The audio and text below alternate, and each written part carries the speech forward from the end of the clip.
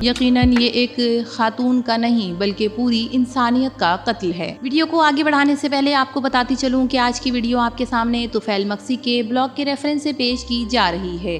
آج کا عنوان ہے خواتین کی آزادی پر حملہ، ثنا یوسف کا قتل۔ ناظرین، اسلام آباد میں 17 سالہ ٹک ٹاکر ثنا یوسف کا بہیمانہ قتل صرف ایک فرد کا قتل نہیں بلکہ پوری معاشرے کی ذہنی پسماندگی، ریاستی ناکامی اور فکری دیوالیے پن کی علامت ہے۔ یہ وہی ذہنیت ہے جو عورت کو محض جسم، فحاشی یا عزت کا نشان سمجھتی ہے مگر انسان نہیں سمجھتی۔ ایسے واقعات کے بعد جب سوشل میڈیا پر ہزاروں کمنٹس میں خوشی اور ثواب کے جذبات ظاہر کیے جاتے ہیں تو ہمارے اجتماعی شعور کی انحطاط پذیری کا اعلان بھی ہوتا ہے۔ فلسفہ نفسیات اور سوشیولوجی کی روشنی میں فلسفیانہ طور پر یہ مسئلہ فرد کی آزادی، رائے، فری ول اور سماجی کنٹرول کے درمیان ٹکراؤ ہے۔ ایک لبرل معاشرہ فرد کی ذاتی آزادی کو اولین ترجیح دیتا ہے مگر ہمارے سماج میں اجتماعی اخلاقیات کے نام پر انفرادی زندگی میں مداخلت روا رکھی گئی ہے۔ اگر ہم نفسیاتی پہلو سے دیکھیں تو اس ذہنیت میں عورت کے خلاف گہری جنسی جاریت اور احساس کمتری چھپی ہے۔ جب ایک مرد کسی عورت کو خود اختیار اور نمایاں دیکھتا ہے تو اس کی مردانہ انا مسکیولینٹی ٹاکسک مجروح ہوتی ہے اور اسے عورت کو نیچا دکھانے یا نقصان پہنچانے پر آمادہ کرتی ہے۔